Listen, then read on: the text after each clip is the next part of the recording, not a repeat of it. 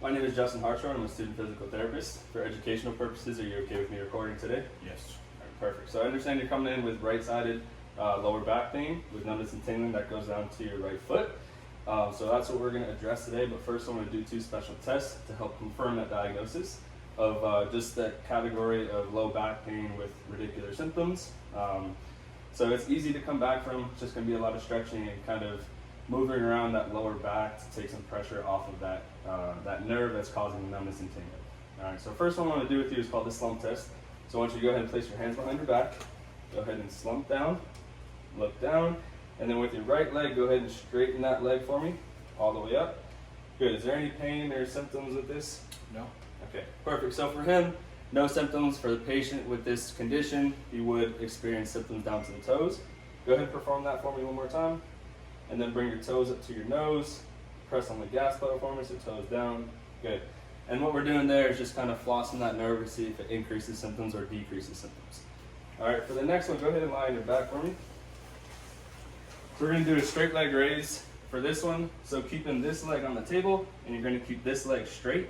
You're going to raise your leg all the way up towards the ceiling for me. Good. All right, go ahead and come back down.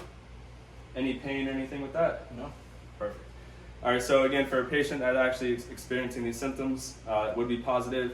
I would notice some compensations there in the hip. So we're going to redo it, and I'm going to apply some pressure on that hip to keep that hip down. And I want you to go ahead and perform that motion for me one more time. Good. And noticing, go ahead and relax for me.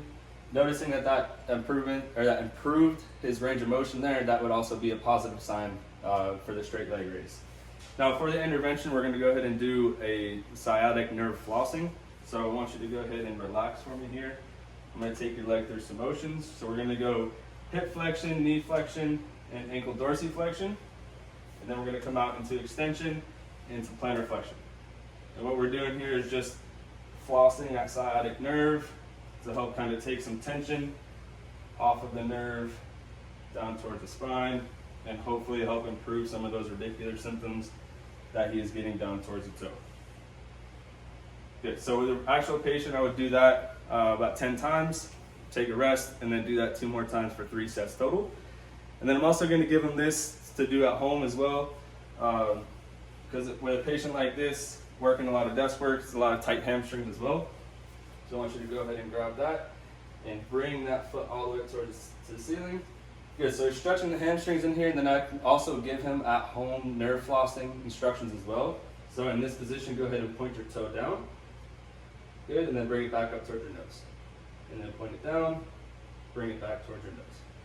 Good, go ahead and relax over there. So that would, again, I give him 3 sets of that, about 10 reps to help do at home, and at-home nerve flossing for him as well. All right, do you have any questions or anything for me?